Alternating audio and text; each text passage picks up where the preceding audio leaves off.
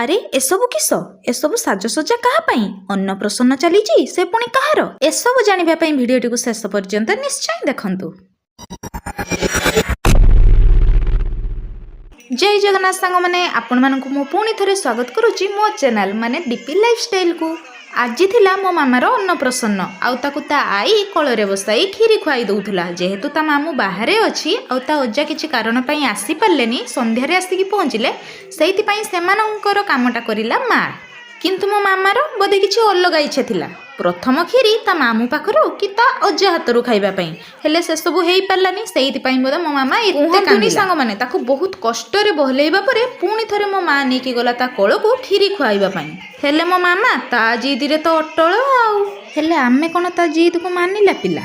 ସିଏ ଜୋରରେ କାନ୍ଦୁଥିଲେ ମଧ୍ୟ ତା ଆଈ ତା କାନ୍ଦକୁ ଖାତିର ନ କରି ତାକୁ ଖୁଆଇଦେଲା। ଆପଣମାନେ ଯଦି ମୋର ପୂର୍ବ ଲଙ୍ଗ ଭିଡ଼ିଓଟି ଦେଖି ସାରିଥିବେ ତାହେଲେ ଆପଣମାନେ ଜାଣିସାରିଥିବେ ହେଇସାରିଥିଲା ଅଭିରାମ ଠାକୁରଙ୍କ ଗୋଷ୍ଠୀ ପୂଜାରେ ଅଭିରାମ ଠାକୁରଙ୍କର କ୍ଷୀରି ଭୋଗ ପ୍ରସାଦ ଖାଇକି।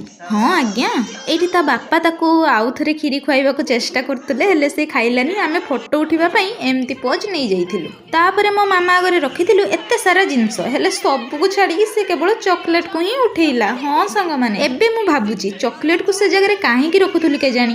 ଏଇଠି ଆମ ଛୁଆ ପାଇଁ ରଖାହେଇଥିଲା ବହି ଆଉ ପେନ୍, ତା ସାଙ୍ଗକୁ ପଇସା, ସେଠି ଜଗନ୍ନାଥଙ୍କ ମୂର୍ତ୍ତି ରଖାହେଇଥିଲା, ଚକୋଲେଟ ରଖାହେଇଥିଲା, ତାର ନୂଆ ସାର୍ଟ ରଖାହେଇଥିଲା, ଫୋନ ରଖାହେଇଥିଲା ଆଉ ତାର କିଛି ଗହଣା ରଖାହେଇଥିଲା। ହେଲେ ମୋ ମାମା ତ ଚକୋଲେଟକୁ ଧରିଲା। ଚାଲନ୍ତୁ ଆଉ ଥରେ ଦେଖିବା ମୋ ମାମା କୋଉଟାକୁ ଧରୁଛି। ସେ ବହି ଆଉ ପେନ୍କୁ ଧରୁଛି। ସତରେ କ'ଣ ମୋ ମାମା ବହୁତ ପାଠ ପଢ଼ିବ?